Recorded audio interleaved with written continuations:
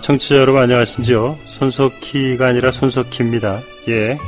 50년 동안 폭격기 사격장이었다가 주민들의 힘겨운 싸움 끝에 아이들의 야구장이 된 곳 화성 매양리를 아십니까? 그런데 말이죠, 이곳에 다시 전투기가 날아다닐 수 있다고 합니다. 우리 아이들에게 평화를 가르치기 이전에 화약 냄새와 소음의 공포를 먼저 알게 하고 싶진 않은데요. 여러분, 저와 함께 한 목소리를 내주시기 바랍니다. 이러면 안 된다. 이건 잘못된 거다. 아이들의 꿈과 미래를 전투기 활주로로 가로막히게 할 수는 없겠죠. 화성시를 지키는데 다 함께 앞장서야 할 때입니다. 감사합니다. 꼭 알아야 할 어제의 뉴스. 그 어떤 기관도 무소불위의 권력을 행사할 수 없도록 견제장치를 만들겠습니다. 재벌 개혁에도 앞장서겠습니다. 문재인 대통령의 경제 분야 목표 가운데 하나는 재벌 개혁입니다. 경제 민주화를 기치로 내건 정부와 여당은 대기업이 불법 행위를 저지를 경우 얻은 이익보다 더 많은 돈을 물어주도록 하는 징벌적 손해배상제 강화를 서둘렀습니다. 또 대기업이 시장 지배적 지위를 남용하거나 하도급 업체에 불공정한 거래를 강요할 경우 과징금을 더 세게 물리는 법안도 발의했습니다. 갑의 요구도 거절하기 어려운 실정이고 기술을 빼앗기고 나면 단가이나 거래 중단 등의 횡포까지 이어지게 됩니다. 이에 대한 처벌도 솜방망이 수준에 그칠 뿐 아니라 찬성 211인 기권 4인으로서 하도급 거래 공정화에 관한 법률 일부 개정 법률안 대안은 가결되었음을 선포합니다.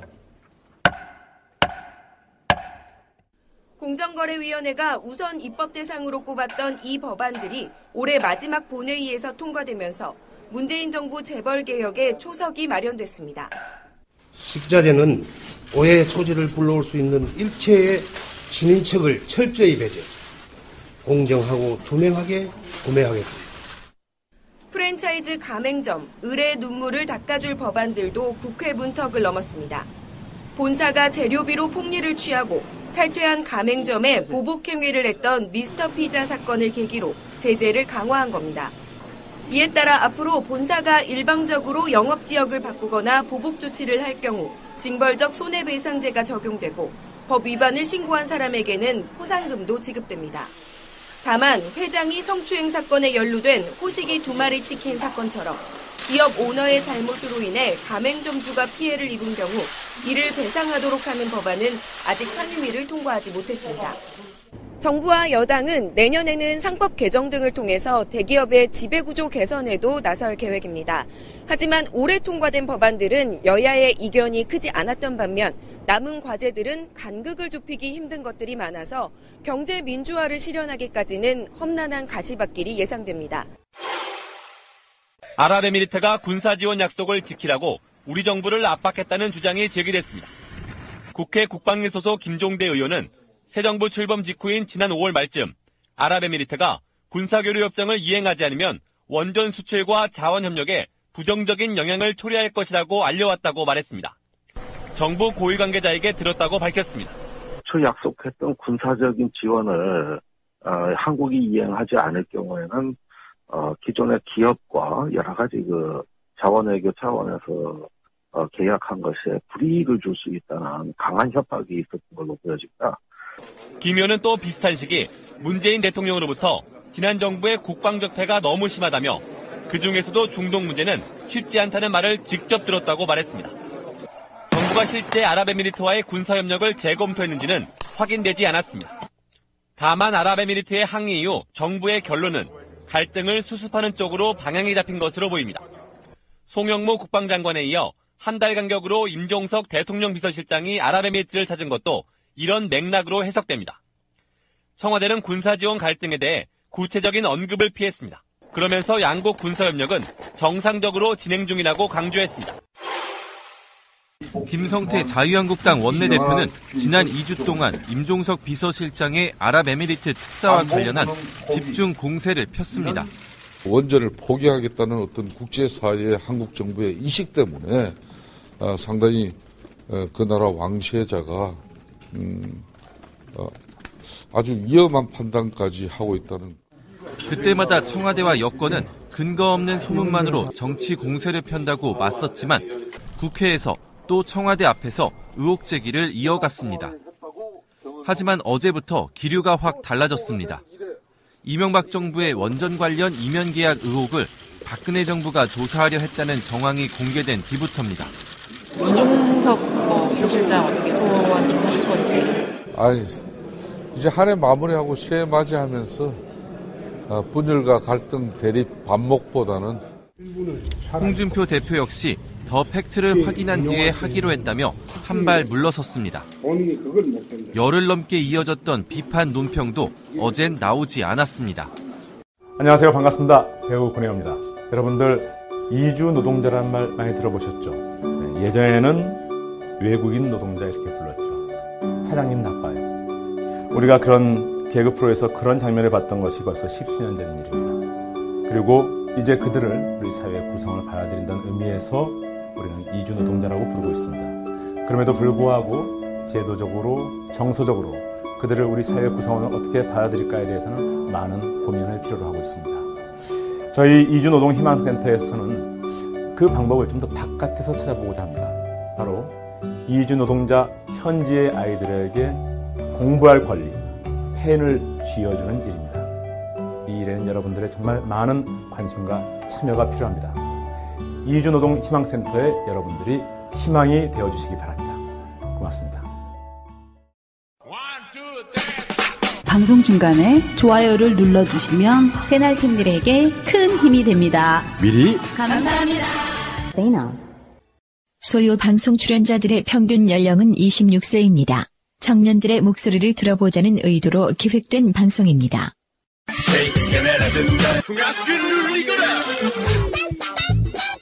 소리 없이 요란한 방송 새날 소유 방송 시작하겠습니다. 반갑습니다. 송병호님 반갑습니다. 네, 반갑습니다. 네, 이 작가님 나오셨고요. 네, 반갑습니다. 네, 오늘 양세병님은 가족여행 관계로. 아, 좋겠다. 네, 멀리 중국 가셨죠? 네. 부럽네요. 북경 가셨다고 했는데. 네. 북경오리 유명하잖아요. 그렇죠. 북경오리. 그래요. 양세병님처럼 이렇게 여행 가시는 분도 많고, 이제 연말이다 보니까 그 연휴가 생겼잖아요. 우리 토, 일, 월 이렇게 쉬시는 분이 많다 보니까 여기저기 여행 가시는 분들이 많은 것 같더라고요. 가족여행도 많이 가시고, 뭐 뜻깊게 각자 있는 위치에서 이제 올 한 해를 보내고 새해를 맞이하시는 조촐한 행사들, 가족 행사들 그런 게 참 많은 것 같은데 일단 올 한 해 어땠었는지 그런 얘기를 해보고 싶은데 송병호님은 올 한 해 어떠셨나요? 여러 가지 바뀐 게 많이 있죠. 나라를 대하는 마음이 일단은 많이 바뀌었고요. 네. 완전 바닥을 치던 애국심이 조금은 생겼다. 그 정도. 제 개인적으로는 제일 다사다난했던 해가 아닌가. 그런 생각이 드네요. 다시는 이런 해가 다시 오지 않았으면 좋겠다는. 그래요? 일찍 앞당겨진 대선 때문에 또 시민의 눈 분들이 많은 고생 아닌 고생을 하셨죠. 그러지만 보람 있는 고생 아니었겠습니까? 뭐 그렇다고 생각합니다. 정권 교체가 되면서 많은 분들의 보이지 않는 노력들, 역사잖아요, 역사. 그런 일들이 헛되지 않게 우리가 앞으로 또 해야 될 일에 대해서 또 한번 생각을 해봐야 되는 시기인 것 같아요. 네, 그래요. 송병호님 그러셨고. 이 작가님은 올 한 해 어떠셨나요? 올 한 해는 유독 약간 떠나보낸 것들이 좀 있어서. 그래요? 네, 좀 이렇게 덜어내는 한 해였던 것 같네요. 네. 그냥 그중 한 가지만 말씀드리자면 이제 졸업을 앞두고 있고요. 네. 그렇죠. 이제 졸업이네요. 그렇습니다. 사회로의 첫발. 학교에 있을 때보다는 졸업을 하면 좀 더 삭막한 느낌이 들 수도 있을 거예요. 친구들이랑 얘기하면서 가장 많이 느끼는 게 이제 소속감을 어디에서 찾아야 되나 이런 것들이라서 네, 저도 여실히 체감을 하고 있습니다. 네, 그래요. 뭐 2018년도에는 사회인으로서 네, 첫 발을 내디디시는데 어떤 분야가 됐든 실패를 하지 마세요 이런 말씀 드리고 싶지 않고 하여튼 그 분야에서 좀 건승하셨으면 좋겠다 그런 생각 드네요. 종민님 한 해를 한번 물어봐야겠네요. 그렇죠. 그동안 소외됐었다. 맞아. 네. 제가 챙기겠습니다. 감사합니다. 저 같은 경우는 좀 남다른 한 해였어요. 고향 같은 동네에서 이제 새로운 동네로 이사도 했고, 그리고 뭐 직장도 이직했고요. 새로운 일을 또 다시 시작을 하게 됐고, 많은 실패도 하게 되지만 대신 많은 또 성취감도 많이 느끼고 있고요, 현재. 그리고 저 같은 경우는 이제 한 4년 전에 사업을 대판 말아먹어가지고 그때 당시에 신용 등급도 한 10등급까지 떨어졌었고 그러다 보니까 이제 무리하게 돈을 끌어 쓰다가 사기도 좀 당하고요. 그리고 나서 신용이 많이 떨어지다 보니까 대출도 잘 안 되고 뭐 돈이 급했을 때 많이 좀 버거웠던 부분이 한 4년 동안 있었는데 지금 신용도 10등급에서 그때 시작을 했는데 지금 1등급 나오고 있고요. 직장도 어느 정도 안정돼 있다 보니까 그런 부분도 괜찮고 정권 교체가 되면서부터 저도 개인적으로 잘 되고 있어서 운대를 같이 하고 있지 않나 그런 생각도 들고요. 제 인생이 그렇다고 해서 다 전체적으로 행복한 건 아닌데 점점 나아지고 있다라는 생각이 좀 들더라고요. 많은 변화가 있었던 해였던 것 같고 과거에는 이제 새해가 다가오면 좀 두려웠었거든요. 내년도에는 또 어떻게 해야 되나 이랬는데 새로 다가오는 해가 좀 기대가 된다. 그런 상황이에요, 현재. 그 2017년도 돌아보신 얘기랑 제 얘기를 좀 했었고요. 이제 다가오는 2018년도에는 또 어떤 좋은 일이 있을지 기대가 된다. 2017년도가 하루 남아있는 상황인데 오늘도 본격적으로 소리 없이 요란하게 한번 떠들어 보겠습니다. 소요방송 105화 시작하겠습니다.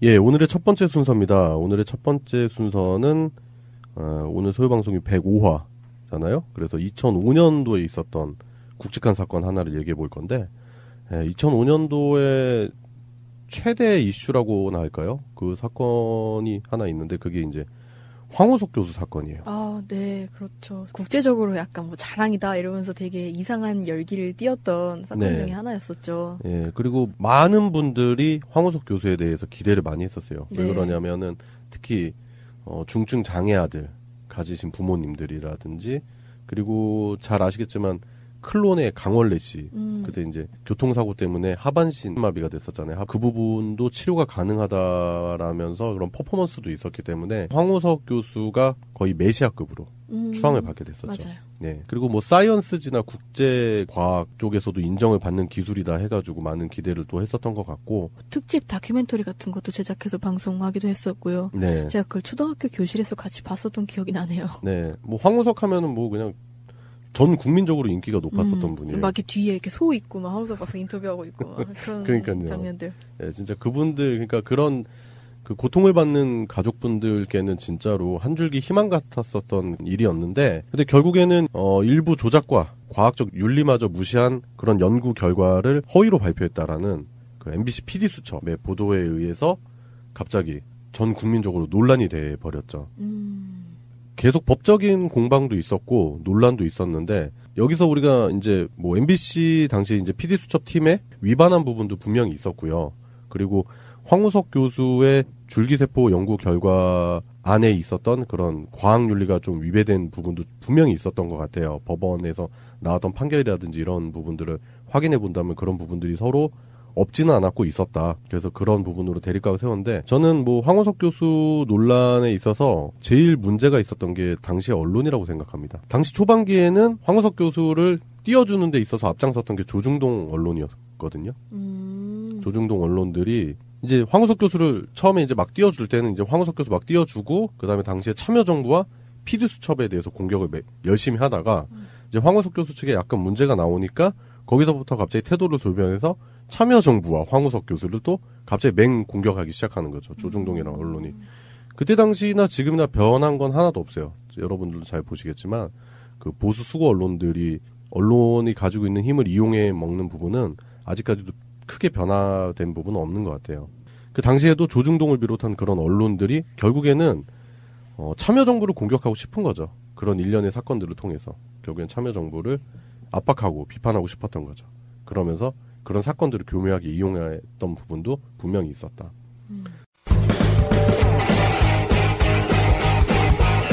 제도로서의 민주주의가 흔들리고 구타는 일은 이제 없습니다. 민주주의가 밥이고 밥이 민주주의가 되어야 합니다. 지금 아직까지도 황우석 교수에 관한 논란은 뭐 일각에서는 그 부분에 관해서 아직도 갑론을박이 진행이 되고 있는 걸로 알고 있습니다. 그래서 황우석 교수가 잘못되지 않았다 뭐 이렇게 말씀하시는 분도 계시고 아니다 황우석 교수의 연구는 다 조작이고 가짜다 이렇게 주장하시는 분들도 계신 걸로 알고 있습니다. 결론적으로만 보면은 굉장히 과학 기술에 관심이 많으셔요. 네. 다른 나라에 비해서 다른 나라 사람들은 그냥 관심 있지 않은 사람이 되게 많거든요. 근데 우리나라 사람들이 유독 이제 연구 윤리라든가 네. 과학 기술에 대해서 굉장히 폭넓은 지식을 갖추고 관심을 갖게 된 계기가 되지 않았나 그런 생각을 하고요. 네. 요즘 이제 그런 기술도 개발이 됐더라고요. 줄기세포를 만들 때 그냥 체세포를 역분화시킬 때 이제 초음파를 써서 세포막을 약간 이제 기능을 떨어뜨린 다음에 줄기세포 배지에다가 놓으면 그 줄기세포 배지에 있는 물질들이 안으로 들어가서 줄기세포로 돌아가는 그런 기술이 만들어져서 네. 우리나라에서 그게 개발이 돼서 국내 연구진들이 이제 최초로 하게 되는 그런 계기도 마련이 됐던 것 같고 네. 그 배지 부분 인 거죠. 그러니까 네. 그 배지 부분을 이제 그때 연구가 됐던 거이기도 하고 네. 그런 점 때문에 이 사건이 지금 비트코인하고 굉장히 비슷한 것 같아요. 그러니까 언론이 처음에는 막 굉장한 신기술이다. 뭐 심지어는 그런 기사도 있더라고요. 국가에서 비트코인을 발행해야 된다. 네. 원화를 그걸로 발행을 해야 된다. 뭐 그런 기사까지 써가지고 올라갈 때는 그러다가 떨어질 때는 막 폭락했다. 막 그러면서 막 절반 토막난 다른 거 막 얘기 막 갖고 오고 막 크리스마스 재조정에다 막 있다는 그런 기사 볼 때마다 참 그때 황우석을 다루는 거랑 많이 비슷하지 않나. 네. 실제로 이제 정부 기관에서 보도 자료들이 많이 나온다고 하더라고요. 근데 실제로 기사화되는 게 그렇게 많이 없고 제대로 된 정보 전달자로서의 언론의 역할을 충실히 언론들이 하고 있는지 그런 부분이 많이 의심이 되는 것 같고요. 특정한 사람들의 입맛에 맞는 그런 언론? 그런 부분인 것 같아요. 2005년도에 있었던 황우석 줄기세포 관련한 사건과 그리고 그 안에서 언론이 어떤 식의 보도 행태를 벌였었는지 그런 부분에 대해서 간단하게 이야기해보는 시간이었습니다. 오늘의 첫 번째 순서였습니다.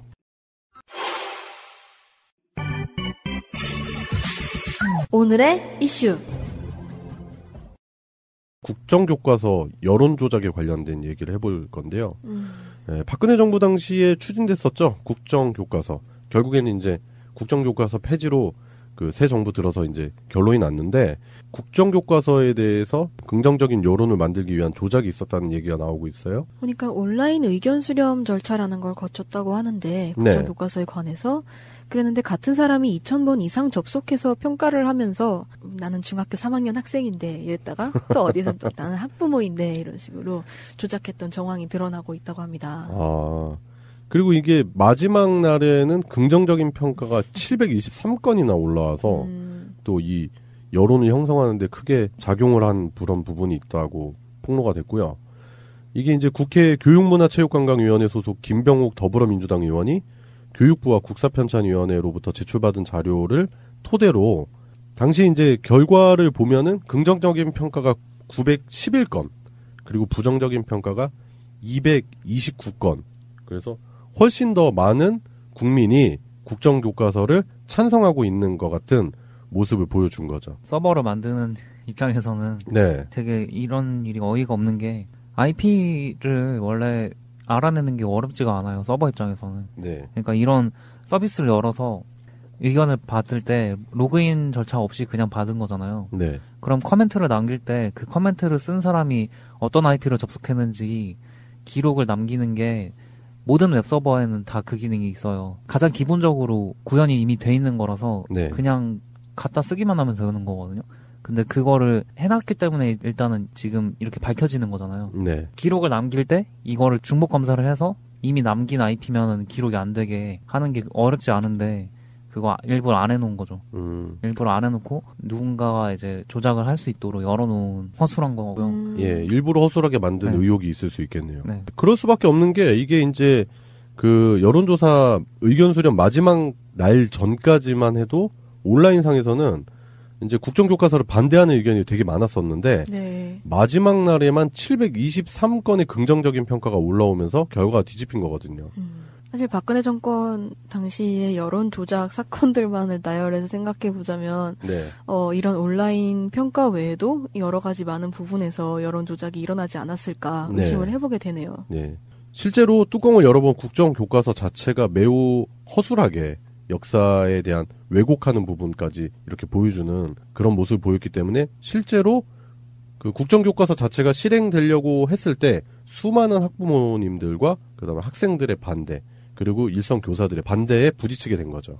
누가 1000번, 2000번씩이나 들락날락 하면서 예. 했을지 참 궁금하네요. 자원봉사는 아닐 것 같고. 그렇죠. 이런 부분에 대한 수사가 또 필요한 거죠. 그게 하루에 뭐 1000번 들어가서 이름하고 내용으로 남기는 게 손으로 했다면 그것도 좀 대단하지만은 그런 알바를 풀어서 했다면은 뭔가 돈이라든가 인력을 끌어오는 데에서 어느 정도 능력이 있는 사람이기 때문에 일반인이 쉽게 하진 못하겠죠. 최근에 옵션 열기라는 댓글 부대 예. 정황에 대해서 이제 네네네, 많이 맞아요. 얘기를 하셨잖아요. 예. 어디선가 댓글을 지령처럼 이제 뿌려주는 프로그램이 있어서 그 사이트에 들어가서 거기서 그걸 복사를 해가지고 네. 그 댓글창에다 붙여놓고서 글을 남기는 게 원래 이제 알바단이 하는 일인데. 네. 그때마다 그 옵션 열기를 누르면 옵션이 원래 열리는 버튼이 있는데 네. 그 버튼까지 같이 긁어가지고 복사를 해가지고 예. 붙여넣기 하는 실수를 예. 어르신들이 이제 하시다 보니까 예. 그런 실수를 한 것 같아요. 어떻게 하나같이 똑같은 실수를 했을지. 그러니까 이 국정교과서 관련한 이 의혹에서도 보면은 뭐 같은 IP로 접속한 기록 2000건은 뭐 말할 것도 없지만 오타 있죠. 다른 사람들이 쓴 건데 오타까지 겹치기가 좀 많이 힘들잖아요. 근데 그런 정황까지 포착이 됐다라는 거죠. 그러니까 이것도 일종의 옵션 열기처럼 오타. 예, 그런 조직적인 작업이 이루어진 게 아닌가 그런 생각을 해볼 수밖에 없는 거죠. 뭐 사실 그 옵션 열기가 밝혀진 거는 네. 그건 정말 실수도 있고 그런 프로그램만 쓰는 특정 집단 사람들만 이제 보여지는 거지만은 네. 그 외에 이제 아직 안 밝혀졌거나 모르는 것들 있잖아요. 사적으로 조직했다거나 다른 기업에서 조직했다거나 네. 뭐 이런 경우가 있잖아요. 네. 그런 경우에 그 사람들이 얼마나 많을지 그 규모는 상상이 안 되는 거죠. 네. 그러니까 박근혜 씨가 했었던 일들이 다 이런 식이잖아요. 그 국정교과서 문제도 그렇고 최근에 또 그 한일 위안부 협상 문제에 있어서 조작이라든지 왜곡이라든지 그런 부분이 있었다라는 의혹도 일고 있고요. 결국에는 이제 새 정부에서는 그 한일 위안부 협상 자체가 국민들의 정서에 이반된다라고 해서 공식적인 입장을 표명을 하게 됐죠. 최근에 이런 부분을 본다면 우리가 자칫 잘못했으면은 역사 전쟁에서 수구 매국 세력들에게 완전히 역사를 빼앗길 뻔한 그런 아찔아찔한 사건이었던 거죠. 이런 식으로까지 해서 그들이 국민들의 머릿속에 심으려고 했었던 역사. 그거는 마치 일제시대 때 내선일체를 강조하고 신사참배를 강조하고 창씨개명을 통해서 역사를 아예 없애려고 했었던 일제의 수법과 많이 닮아있지 않나 그런 생각이 들어요. 진보적인 입장에 있는 분들 중에 이제 공격을 많이 받으시는 분들이 있는데 네. 지금 우리가 사실 교과서로 배운 역사도 일제시대에 의해서 많이 편집됐고 네. 그때 청산되지 않은 잔재들이 편향시켜 놓은 역사를 배우고 있다는 주장이 있잖아요. 네. 근데 그런 주장들이 힘을 못 받는 이유가 그런 식으로 이제 역사를 임의적으로 수정을 하려는 불순한 세력이 있었기 때문에 제대로 된 수정을 원하는 사람들이 조명을 받지 못하고 네. 제대로 된 연구를 할 수 없는 그런 토대가 돼버려서 네. 굉장히 안타깝죠. 적폐를 청산하게 되면 그런 게 개선이 되고 제대로 된 역사를 다시 발굴을 해내는 풍토가 돼야지 될 거라고 생각하는 게 중국이 끊임없이 이제 동북공정을 통해서 역사를 또 많이 수정을 하고 있잖아요. 네. 그런 것들에 대항해서 막아내야 되고 사실 옛날에는 중국이 막 전쟁을 하면 우리나라 막 쳐들어오고 막 그러잖아요. 네. 그러면 그걸 뭐 우리나라는 반격을 하기도 하고 뭐 그런 식으로 막 수천 년 동안 막아냈잖아요. 네. 근데 그런 역사를 지금은 사실 정보를 통한 그런 전쟁이 다시 일어나고 있는 것 같다는 생각이 들어요. 고대사라든지 이런 부분도 다시금 한번 제대로 연구하고 그걸 또 정부에서 지원해서 그런 역사를 다시 찾아가는 것도 되게 중요하다고 생각을 해요. 그리고 실제로 일제시대 때 당시 일본이 자행했었던 그런 역사 왜곡들이 엄청나잖아요. 유물까지 파손시키고 문화재 다 빼돌려 가져가고 그런 상황이기 때문에 앞으로 그 역사를 다시 되찾는 일에 대해서도 새로운 정부가 많은 관심을 가져줬으면 하는 그런 바람이 들어요. 일본이 그렇게 가리고 싶어 했었던 역사가 과연 무엇이었을까요? 그게 되게 궁금하더라고요. 뭐 묘비를 쪼아가지고 글씨를 없애버리는 그런 야비한 수법까지 동원하면서 자기네들이 가리고 싶었던 우리의 역사는 무엇이었을까? 그런 생각도 들고 반성 없는 일본 정부와 한일 위안부 협상을 했었던 박근혜 정부의 수준, 속내 그런 부분도 많은 궁금증을 자아내는 거죠. 저는 일본이 그 제국주의 시기에 들어서서 네. 그런 식으로 비석을 쫀다거나 뭐 저희 산에다가 말뚝을 꽂는다거나 뭐 이런 짓을 했던 것들이 전부 네. 어떻게 보면은 자기 역사의 상에서 뭔가를 지워내기 위해서보다는 써내기 위해서라고 생각을 했었어요. 그래요? 아직도 일본에서는 특히 이제 그 신사 이름 야스쿠니 신사에 네. 가면은 전쟁박물관이 있어요. 근데 전쟁박물관의 전체적인 기조가 어떻냐면 다시는 지지 말자인 거예요. 그러면서 왜 미국한테 그렇게 굽신굽신하지? 당연히 미국이 일본의 재기에 도움을 크게 줬으니까요. 우리를 수단으로 삼아서. 그러면서 또 지면 안 된다 그러고? 네, 그 전쟁에서 지지 말자라는 그런 기조가 되게 강하게 남아있어요. 그러니까 아직도 일본은 그런 거에 대한 향수가 많이 남아있는 사람들이 있는 것 같더라고요. 네. 당시에 막 되게 식민지도 만들고, 막 경제는 부흥하고, 러시아에서 돈 떼오고, 막 이런 거 있잖아요. 네. 그런 데서 되게 많이 만족감을 느꼈던 것 같아서 계속 그 제국으로서의 일본이라는 정체성을 계속 강조하고 싶어서 가장 뭐라고 할까 식민지로서의 대표지였던 조선 땅에 계속 그런 식으로 역사를 쓰려고 했던 게 아니었나 싶더라고요. 근데 되게 그게 위험한 지점인 게 지금도 헌법을 수정하려고 하고 있고 계속 그런 움직임을 보이고 있잖아요. 자위대에서 해외 파병이라든지. 해외 파병이라든가 그런 점들이 그러니까 아직도 그거에 대한 향수가 남아있는 것 같아요. 그래서 그 지점을 되게 조심해야 될 것 같다는 생각이 들더라고요. 그건 좀 헐리우드에서 나오는 영화들도 좀 문제라고 생각하는 게 그런 장면들이 많아졌어요. 좀 불편한 장면인데 미국이랑 일본이 공동으로 무슨 작전을 수행한다든지 미국과 일본이 되게 돈독한 그런 모습을 보여주는 영화 장면들이 꽤 나오더라고요. 사실 냉전 이후에 미국과 일본은 뒤에서 손 잡고 열심히 짝짝꿍 하는 사이였으니까. 그 제국주의 시대 초창기에도 미국과 일본은 짬짬이가 잘 됐었던 나라였잖아요. 결국 자국의 이익에 부합하느냐 안 부합하느냐로 갈린 것 뿐인 것 같더라고요. 그런 상황에서 교과서까지 이렇게 나가고 있다면 정말 위험한 거죠. 그냥 간을 내주는 거랑 다를 바가 없는 거죠. 그렇죠. 우리의 역사를 제대로 후손들에게 가르치는 것도 저는 지금 현재 우리나라 역사 연구 수준 자체가 그렇게 만족스러운 수준은 아니다라고 생각이 듦과 동시에 과거에 우리가 잃어버렸던 역사들 그런 부분에 대해서 다시 복원하는 그런 작업이 필요한 상황인데 자칫 잘못했으면은 잘못된 역사 주입이 이루어질 뻔했었던 거죠. 특히 박근혜 씨의 아빠 제사, 아빠의 치적, 박정희의 치적만을 강조한 솔직히 말하면 잘 분석해보면 치적도 아니잖아요. 네, 그런 부분만을 강조했었던 그런 국정교과서를 채택하기 위해서 결국에는 이런 의견 수렴 과정에 있어서 조작이 있었다라는 게 포착이 된 거죠. 그래요. 오늘의 이슈 첫 번째는 국정교과서 관련한 얘기를 해봤는데 정말 이것도 어떻게 보면은 촛불 시민이 지켜낸 하나의 쾌거라고 생각을 해요. 국정교과서 저지도 분명히 우리 촛불 시민들이 광장에서 목 놓아 부르짖었던 그런 부분이었었잖아요. 그렇기 때문에 자칫 잘못했다가는 우리 후손에게 현재 자라나는 학생들에게 잘못된 역사를 인식시킬 수 있었던 그런 부분이 충분히 있었다. 그런 생각이 드네요.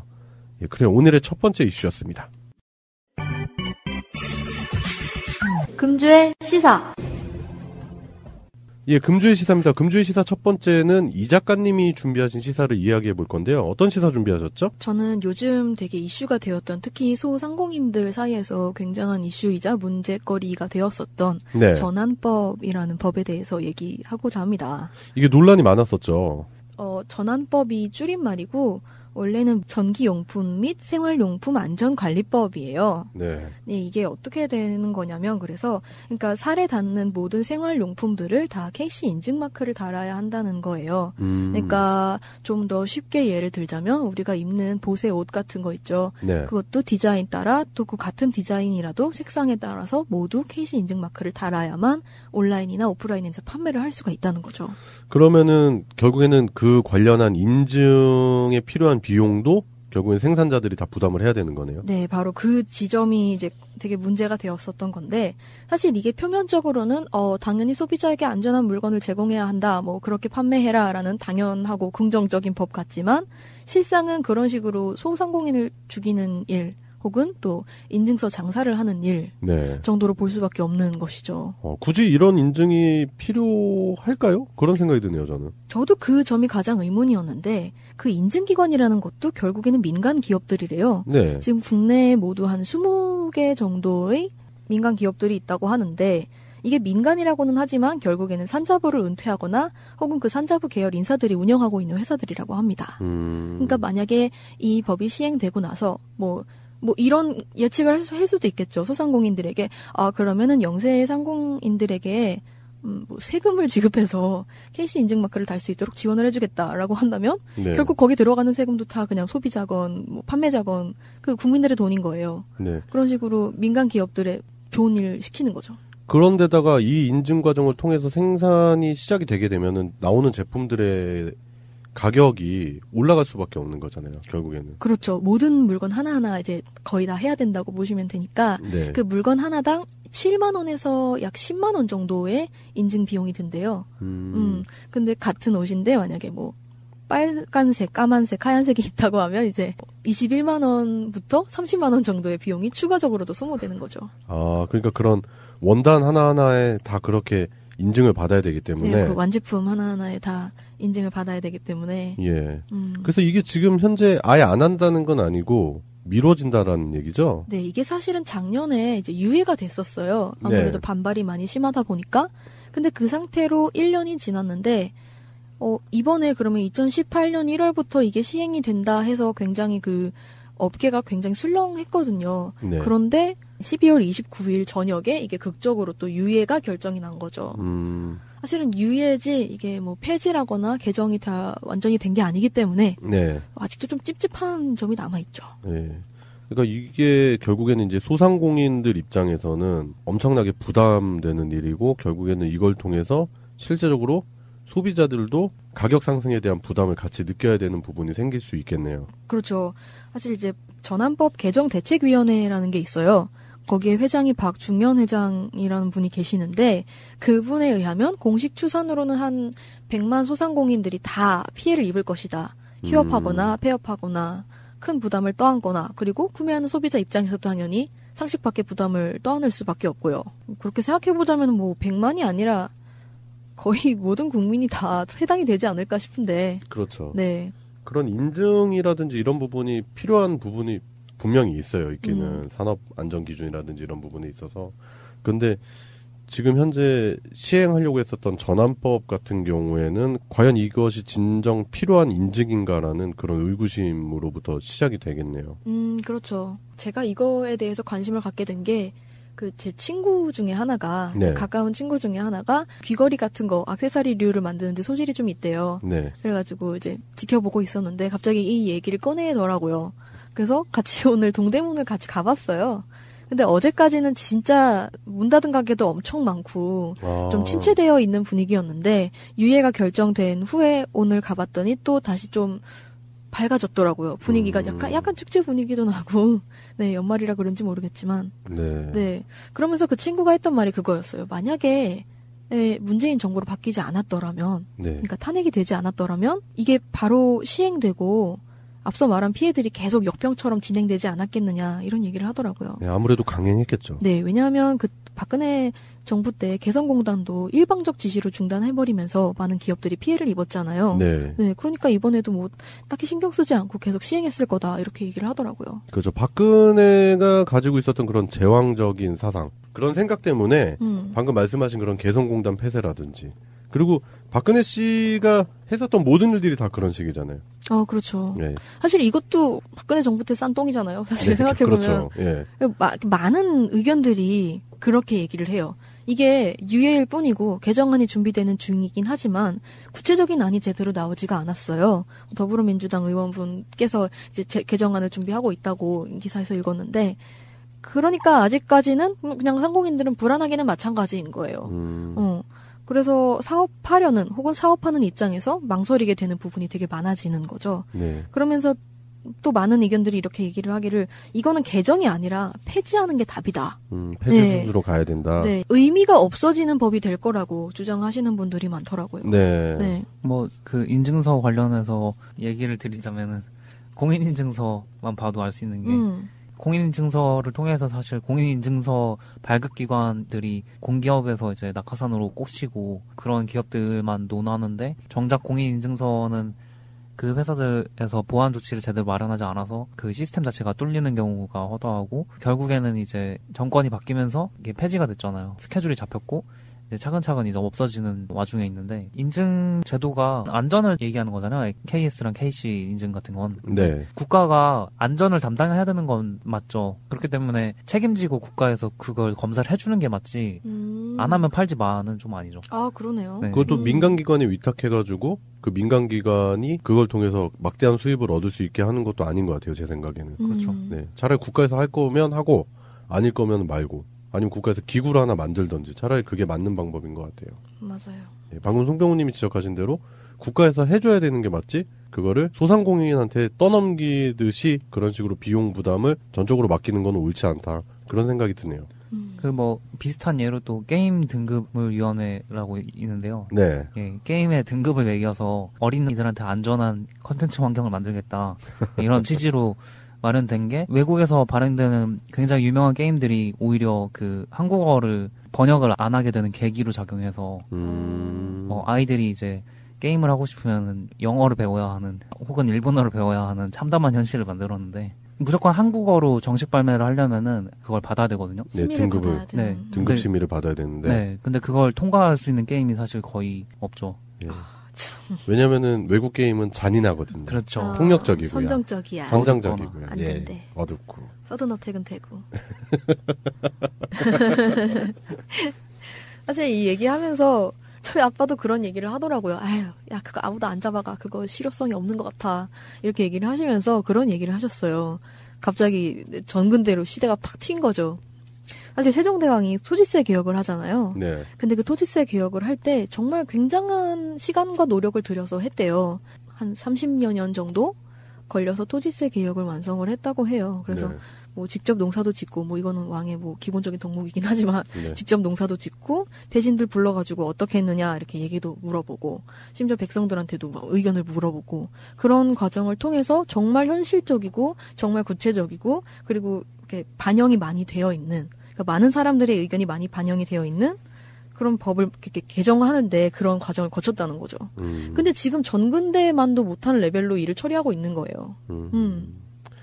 예, 그렇기 때문에 이 법 자체에 대한 실효성 논란이 다시 한번 좀 토론이라든지 그런 부분을 통해서 다시 한번 그 국민적인 이슈로 부각이 돼야 될 필요도 있을 것 같고요. 네. 그리고 국회라든지 관련 기관에서는 이 법에 대한 근본적인 그런 검토가 필요할 것 같아요. 네, 근본적인 검토가 필요할 것 같고 만약에 정말 안전 인증 같은 게 필요하다면 아까 말씀하셨던 것처럼 그거는 국가에서 책임져야 할 일이라고 생각이 드네요. 네, 예, 그래요. 전환법이 2019년까지 유예가 된 상황인데 그러면서 관련한 법안이 전환법 자체가 필요한지 안 필요한지에 대한 그 실효성 논란도 같이 제기가 되고 있는 상황인 것 같아요. 근데 이제 소상공인 입장에서는 엄청나게 부담스러운 일이기 때문에 그럼요. 반대를 할 거고 그리고 국회에서는 뭐 이걸 어떤 식으로 개정안을 낼지도 주목이 되는데 그 개정안에 따라서 또 논란의 소지가 있는 그런 법인 것 같네요.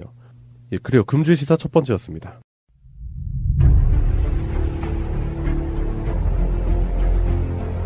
국민들은 국가의 존재 이유가 무엇이냐고 물었습니다. 어려울 때 국가가 든든하게 지켜주고 있다는 믿음을 주어야 합니다. 그것이 국가의 존재 이유입니다. 예, 금주의 시사 두 번째는 송병호 님이 준비하신 시사인데요. 어떤 시사 준비하셨죠? 미국에서 이제 최근 벌어진 무비 패스 대란이라는 걸 소개를 시켜드리려고 합니다. 무비 패스요? 네. 그게 뭐죠? 네, 무비 패스라는 그 회사가 만들어졌는데 네. 이게 미국에서 이제 미치 로웨라는 사람이 있어요. 네. 그 사람이 이제 넷플릭스 공동 창업자 중에 한 명인데요. 넷플릭스. 네. 예. 넷플릭스는 또 잘 아실 거예요. 뭐 옥자라든가 네. 그런 걸 통해서 우리 국민들도 많이 이제 아실 텐데. 좀 많이 친근해졌죠. 네. 스트리밍 서비스잖아요. 네. 그래서 영화나 드라마, TV 드라마를 인터넷 스트리밍으로 보는 그런 서비스죠. 그 회사의 공동 창업자가 이 무비패스라는 회사를 만들어서 가입자를 받았는데, 그러니까 역대 인터넷 서비스 중에서 가장 최단 기간, 가장 최다 사용자가 몰려든 엄청난 그 기록을 이제 이뤘어요. 이게 그러니까 월 정액 제도를 통해서 영화를 마음껏 볼 수 있는 그런 메리트가 있네요. 와, 이거 되게 좋다. 저도 하고 싶어요, 약간. 그러니까 기존에는 우리가 영화 한 편을 보려면 그 한 편당 가격이 있잖아요. 네. 그리고 나서 지나서 이제 뭐 VOD 서비스? 그런 쪽으로 내려와야지 뭐 이렇게 약간 싸게 더 볼 수 있는 그런 혜택이 있는데 이 무비 패스 같은 경우는 말 그대로 패스의 기능을 하는 거네요. 정액 제도를 통해서 영화를 마음껏 볼 수 있는 그런 서비스이기 때문에 그 방금 송병호님이 말씀하신 것처럼 최단 기간 동안 최다의 회원을 확보할 수 있는 그런 계기가 되는 게 이 서비스의 기본 취지 자체가 충분한 공감을 끌어낸 거가 아닌가 생각이 드는데요. 네. 사실 스트리밍을 많이 본다고는 하고 VOD 같은 걸 다운받거나 뭐 스트리밍에서 보는 사람들이 많아지고 있긴 하지만 네. 아직도 영화관에 찾아가서 대형 스크린으로 같이 앉아서 영화를 본다는 것 자체의 경험은 되게 소중하다고 생각하는 사람들이 많잖아요. 네. 그리고 실제로도 그거 자체가 특별한 경험이 될 수가 있고요. 그 이벤트로 생각하니까요. 네. 그렇기 때문에 이렇게 가벼운 가격에 마음대로 영화를 보러 갈 수 있다면 그것도 대형 스크린에서 푹신한 의자에서 극장에 가가지고 최신 영화를 볼 수 있다면 저도 결제할 것 같은데요. 네. 그러네요, 진짜. 아까 그 기록이라는 게 이제 100만 명 달성 기록인데요. 네. 이게 4달 만에 100만 명을 달성을 했고요. 회사 측에서 이제 얘기하기로는 70%가 밀레니얼 세대라고 해요. 그러니까 2000년 이후 태어난 출생자들이 70%. 그러니까 그 사람들은 영화관에 진짜 안 가거든요. 뭐 아시겠지만 아직 어려서도 있지만은 구매력도 많이 아직 높지 않고 인터넷으로 소비하는 게 굉장히 익숙하기 때문에 넷플릭스처럼 그냥 집에서 보는 거에 굉장히 익숙해져 있고 스마트폰을 통해서 특히 보는 거에 더 익숙해져 있지 그런 직접 가서 현장에서 보는 거에 아직 수요가 많지 않은 나이대인데 그 나이대가 굉장히 많이 이제 가입을 했다는 거예요. 지금 현재 나와 있는 이 상품 자체가 9.95달러 그러니까 우리 돈으로 10,000원 정도를 내면은 365일 동안 하루에 한 편씩 계속 볼 수가 있어요. 예약만 하면은 가서 볼 수가 있는 거거든요. 네. 그렇기 때문에 이게 소비자 입장에서 굉장히 싼 편이잖아요. 그렇죠. 네, 한 달에 10,000원으로 네. 원하는 만큼 영화를 볼 수 있다라는 건 획기적인 일이죠. 대박이다. 네. 솔직히 우리 영화관 한 번 가는데 뭐 10,000원 훨씬 넘잖아요. 표가 이미 뭐 거의 10,000원대 네, 육박하니까 한 번 내고 30일을 볼 수 있는 거니까 30번을 볼 수 있으니까 30배나 이득으로 느껴지잖아요. 네. 그걸 통해서 어떤 기업이기 때문에 이걸 충분히 장사를 해서 이익을 낼 수 있다고 생각을 하고 회사를 만든 거잖아요. 네.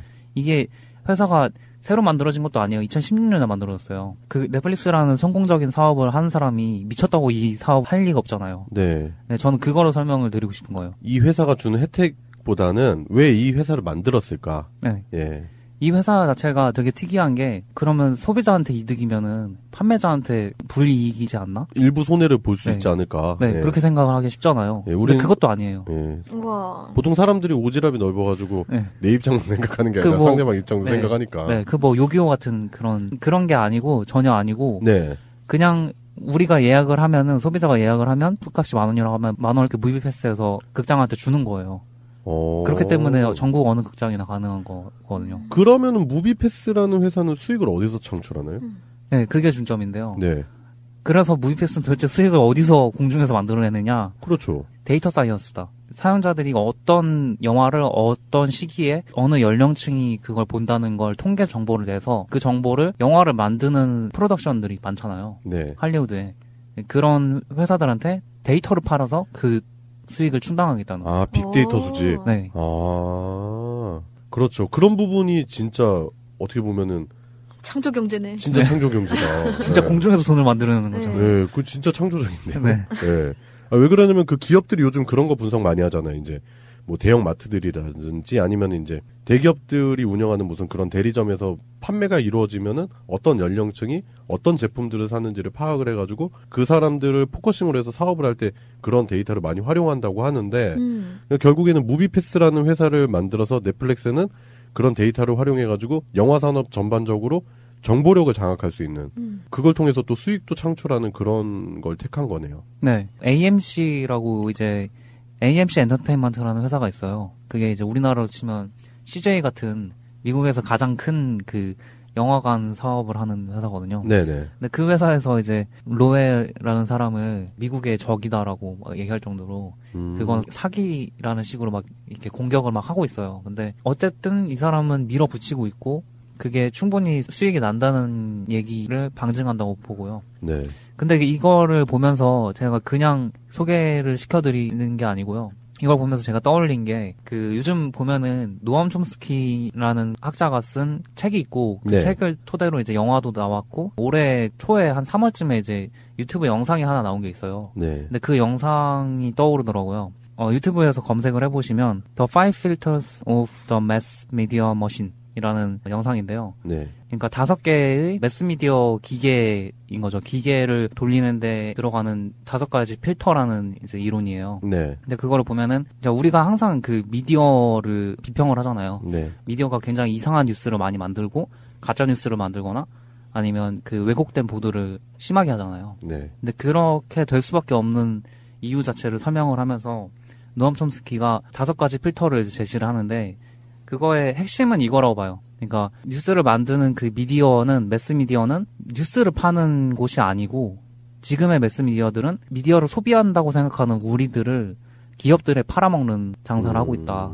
언론이 그런 식으로 해서 우리는 당장 그 사람들이 무슨 이득을 가져가는지 모르잖아요. 네. 근데 그런데도 그렇게 끈질기게 계속해서 이상한 언론을 만드는 이유 자체가 데이터로 만들 수 있는 엄청난 그 이득을 위해서 어떤 일들을 해주고 있다고 생각이 되고 딱 와닿게 말을 하자면은 그런 거죠. 뭐 최근에는 사람들이 화재에 대해서 두려워한다. 그런 것들, 그런 정보들 있잖아요. 뭘 두려워하는지, 사람들이 뭘 두려워하고, 뭘 좋아하고, 뭘 싫어하고, 네, 그런 것들에 대한 정보를 열심히 대기업한테 팔아넘기고 거기에서 커다란 이득을 창출하고 있기 때문에 그걸 역으로 그런 정보들을 이용해서 사람들한테 어떤 생각들을 가지게 만들어야 자신들한테 이득이기 때문에 그런 것들을 이용을 하고 있기 때문에 계속해서 그런 뉴스가 만들어진다. 그런 생각이 들더라고요.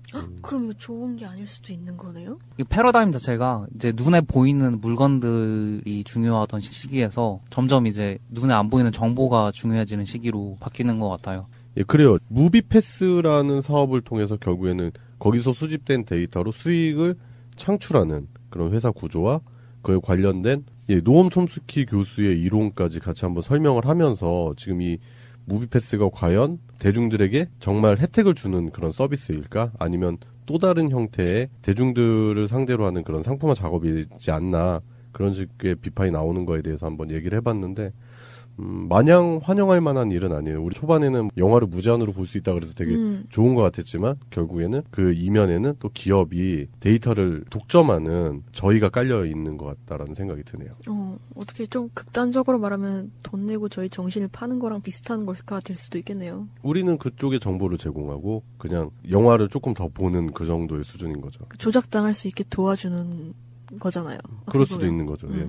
선의로 생각해보면은 그만큼 우리가 재밌어하는 영화들을 많이 만들게 되는 거잖아요. 네. 그러니까 전체적으로 보면은 낭비를 없애는 거죠. 수백만 달러 퍼부어가지고 영화를 만들었는데 재미가 없으면은 그래서 망한 영화 많잖아요. 대신에 그럼 영화의 다양성이 많이 좀 훼손되지 않을까 그런 우려도 있을 것 같은데요. 그렇죠. 그런 건 많이 있죠. 예, 참신한 뭐 독립 영화라든지 그런 단편 영화라든지 그런 부분이 많이 시장에서 배제가 되고 사라지게 되는. 그러니까 말 그대로 영화 공장이 만들어질 것 같다는 생각이 드는데요, 저는. 네. 그렇죠. 네.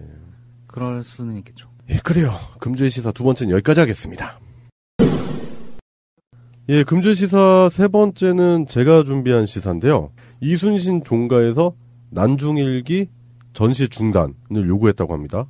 그래서 난중일기의 전시가 중단된다고 하고요. 종가에서 주장하는 게 박정희 현판 치워라 요구하고 있다고 합니다. 현충사에 보면은 박정희가 쓴 현판 있잖아요. 네. 그거를 이제 걸어놓은 거잖아요.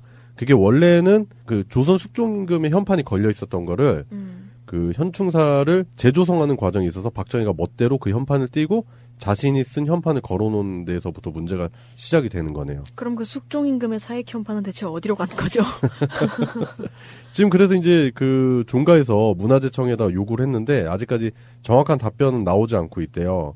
그래가지고 난중일기 전시를 중단하겠다는 그런 극단적인 일까지 벌어지고 있는 거죠. 사실 박정희가 자기 정권 잡았을 때부터 되게 이순신을 이용해서 이미지 메이킹도 많이 해오고 컨셉도 많이 잡아왔어요. 네. 그래서 이순신에 대해서 왜곡된 이미지 중에 하나를 재생산하는데 일조했던 인물이기도 하고요. 그렇죠. 그렇기 때문에 아직까지도 현충사 현판이 박정희에 의해서 쓰여진 현판이 있다는 것 자체가 되게 깨름직한 일이죠. 그 현충사가 그때 그러니까 박정희 정권 때부터 많이 부각이 되고 그 마치 진짜 명소처럼 이렇게 완전히 재단장이 되면서부터 많은 주목을 받고 사람들이 또 찾아가게 되잖아요. 그러니까 박정희가 이순신에게 왜 이렇게 집착을 했는지 그런 부분에 대한 궁금증 그런 부분도 좀 생각을 해봐야 될 것 같아요. 심지어 그 미국인이 이순신을 주인공으로 한 만화를 그려가지고 대박을 쳤어요. 지금 그게 엄청나게 팔리고 있는데 그런 것들이 계속되면은 이제 실제로 여기에 찾아오는 그런 관광객도 많이 늘어날 걸로 보이거든요. 네. 외국인들이. 굉장히 중요한 우리의 유산인데 그게 사실 그 센터라고 할 수 있는 그 현충사 현판이나 그 근처에 나무까지도 박정희가 기념으로 심어놨다고 뭐 그러는데 예. 그런 것들이 그런 식으로 돼 있으면 후대에 왜곡되어 있는 그런 것들이 아직도 남아있으면 굉장히 좀 잘못된 게 아닌가. 적폐 청산은 이제 1년밖에 안 했지만은 네. 하루아침에 될 일은 아니잖아요. 대통령께서도 얘기하셨지만은 네, 그럼요. 네, 이게 계속해서 청산이 되다 보면은 이런 것도 언젠가는 해결이 될 거라고 생각이 되지만 빨리 해결이 됐으면 좋겠네요. 이건 현판 글씨도 사진 보면 굉장히 좀 무슨 초등학생 썼는 줄 알았어. 네. 좀 그렇지 않아요? 차라리 그냥 저기 한글로 이렇게 대형 출력을 해가지고 걸어놓는 게 훨씬 더 깔끔하지 않겠나 싶을 정도로. 너무 깡냉이 같은 글씨를 써놔가지고. 딱 보면 그 느낌. 현충사. 역시 현충사. 현충사. 딱 그런 느낌이고, 그리고 방금 송병호님이 말씀하셨던 그 박정희가 현수했다고 하는 소나무도 일본을 상징하는 금송이래요. 씨. 네. 그 우리나라 소나무랑 좀 다른 게 이 금송 같은 경우에는 그 가지가 사방으로 너무 많이 뻗어가지고 좀 난잡한 모습을 보이고 있고, 우리나라 이제 금강송이라든지 이런 거 보면 이제 쭉쭉 곧게 뻗은 게 좀 특징인데, 지금 관련 자료나 이런 걸 보면은 박정희가 헌수했다는 금송도 문화재청에다 항의를 했는데 문화재청이 지금 방치를 해놨다. 그런 부분에 대해서도 종가에서 불만이 많다고 하네요. 다른 사람 집에다가 막 대문에 걸려있는 현판 떼고 막 자기 현판 걸고 네. 그 집 안에 막 나무 막 자기가 만들어 갖다 심고 막 그러면 그거를 좋아할 사람이 누가 있어요? 이게 마치 일제가 우리의 국권을 침탈한 거랑 똑같은 그런 양상으로 벌어진 일이잖아요. 그렇죠. 그 진짜로 자기랑은 하도 상관없는데 자기가 마음에 든다고 해가지고 그 집에 들어가서 현판 떼고 지 멋대로 자기 기념식수 심고 지 멋대로 거기를 관광지로 만들어버리고 그런 거 보면은 이게 박정희가 가지고 있는 그런 사상 자체가 일본인이구나. 많이 닮아있다. 네. 네. 일본 제국주의의 그런 허수아비다. 그런 망령이다. 이렇게 생각할 수 있는 것 같아요. 또 사실은 약간 벗어나서 얘기를 하자면 그 광화문에 이순신 동상이 있죠. 네. 그것도 되게 논란이 많더라고요. 그 갑옷 양식 자체가 그 당시 중국식이다. 예, 조선 수군이 입었던 그 갑옷이 아니다. 그리고 예. 칼집에 들어있는 칼을 오른손에 지금 들고 계신데 네. 그럼 왼손으로 뽑아야 되나요, 칼을? 그래서 이순신 장군이 왼손잡이였냐라는 뜬금없는 논란이 벌어지기도 하고. 네. 그리고 칼 모양 자체도 조선 검의 그런 모양이 아니다라는 네. 논란도 분명히 있었고요. 거의 일본도에 가까운 형태다라고 얘기를 했었고요. 네, 그렇죠. 심지어 영정과도 좀 다른 얼굴을 하고 있다고. 네. 네. 그래서 일본식이 아니냐라는, 중국식이 아니냐라는 논란이 많죠. 예, 결국 새 정부는 아빠가 싼 똥도 치워야 되고 딸이 싼 똥도 치워야 되고 아주 그냥 부녀가 아주 우리나라 역사를 아주 개판으로 만들어놨어요. 그 생각해 보면은 우리가 지난번에 무령왕릉 얘기했었잖아요. 아, 네. 이거 진짜 금인가? 뭐 이거 네. 그래가지고 휘어버리고 그런 무식한 짓을 했었던 박정희가 뭐 현충사에서도 분명히 똑같은 짓을 한 것 같고요. 네. 그런 걸 따지고 본다면은 그때 당시에 박정희에 의해서 자행됐었던 역사 유물 파괴가 또 이런 현충사 안에서도 분명히 있었다. 그런 네. 모습까지 볼 수 있는 것 같아요. 역사 유물 파괴뿐 아니라 역사 의미 파괴까지 같이 진행되고 있는 네. 것이죠. 그 이순신 장군이 결국에는 우리나라 지킨 장군이잖아요. 그렇잖아요. 근데 그걸 지가 왜 갖다 써? 그러니까 일본이. 자기가 멋대로 그러니까 그 박정희의 의도는 그런 의미를 훼손하려고 하는 그런 의도도 좀 보이는 것 같아요. 이게 박정희의 단독적인 생각이 아니라 박정희가 사랑하는 조국 당시에 그 일본 정부에 의해서 약간 그런 조언도 있지 않았겠을까 하는 그런 저는 추측도 해볼 수 있다고 봐요. 그래요? 네, 금송을 심는다든지 그런 행위들 있잖아요. 그렇잖아요. 그런 것도 그렇고. 그러네. 예, 숙종대왕 현판을 띄고 거기다가 굳이 잘 쓰지도 않은 현충사 이 간판을 건 것, 자기가 쓴 그 현판을 달았다는 것도 그 가치를 떨어뜨리게 만드는 그런 모습. 그리고 그렇게 왜곡된 장소에 뭐 초임군 장교라든지 경찰 간부들을 꼭 한 번씩은 들르게끔 만드는 그런 퍼포먼스까지 벌이면서 그러니까 역사적 자긍심 자체를 떨어뜨리려고 하는 그런 의도도 있지 않았겠나 하는 생각이 들어요. 의도는 확실히 잘 모르겠지만 사실 박정희가 이순신 장군을 이용했던 행위들이나 그런 모습을 봤을 때는 꼭 일제강점기 때 네. 그거 있잖아요. 무슨 뭐 당쟁이 심해가지고 뭐 네. 조선이 망했다더니, 그러니까 똑같은 역사적 사실의 일부를 들고 와서 그걸 아전인수격으로 이용하는 그런 행태, 결국에는 왜곡하는 행태, 그런 게 되게 비슷하더라고요. 그게 바로 역사 왜곡이죠. 네. 그래요. 지금 이순신 종가 측에서는 그래서 결국에는 숙종 임금의 사액 현판을 달지 않으면 난중일기 전시를 중단하겠다라고 해서 다음 달부터는 결국에는 난중일기 사본으로 전시를 하는 그런 해프닝이 벌어지게 됐네요. 네. 예, 그래요. 이게 좀 바로 잡혀야 되는 부분이 충분히 있는 것 같고요. 이 부분에 대해서 문화재청에서 좀 성의 있는 답변 내지는 성의 있는 대응을 해야 될 것 같다는 생각이 듭니다. 그 역사적 가치가 있잖아요. 네. 그게 사실은 그냥 일기라고 생각하기 쉬운데 사실은 그게 굉장히 중요한 역사적 가치가 더 있을 수도 있다고 그런 얘기가 있더라고요. 왜냐면은 그게 전쟁 중에 누가 일기를 쓴다는 게 네. 사실 쉽지가 않잖아요. 네. 근데 그걸 쓸 수 있었던 것도 굉장히 대단한 거고, 그걸 통해서 알아낼 수 있는, 유추해 볼 수 있는 다른 많은 것들이 있대요. 네. 조직이 이제 잘 갖춰져 있어서 직접 관리하거나 하는데 많이 시간을 안 써도 일기를 쓸 정도의 충분한 시간을 낼 수 있는 그런 체계가 이미 갖춰져 있었다는 거라든가, 네. 그런 것들 때문에 우리가 그냥 흔히 드라마에서 그려지는 식의 그런 시스템이 아니고 뭔가 좀 더 체계적인 군 시스템이 있었던 거에 대한 증거가 아니냐, 뭐 이런 얘기가 있던데, 그런 것들 때문에 그 역사 재조명에 대한 거랑 좀 연결이 되는 것 같아요. 네. 이순신 종가의 주장, 박정희 현판 치워라에 관련된 얘기를 해봤습니다. 대한민국, 완전한 대한민국, 문재인과 손잡고 다시 하나 되는 우리 대한민국. 자, 2017년도 마지막 방송이네요. 다들 한 해 동안 우리 패널분들 고생 많으셨습니다. 이 작가님 고생 많으셨고요. 송병호님도 고생 많으셨습니다. 조민님도 고생 많으셨습니다. 네, 고생 좀 더 해야 됩니다. 그리고 2018년도가 이제 얼마 남지 않았는데 우리 다가오는 2018년도에도 뭐 언제나 그랬듯이 소리 없이 요란하게 떠들어 보겠습니다. 예, 애청자 여러분 새해 복 많이 받으시길 바라겠습니다. 네, 새해 복 많이 받으세요. 새해 복 많이 받으십시오. 예, 감사합니다. 감사합니다. 끝까지 합시다.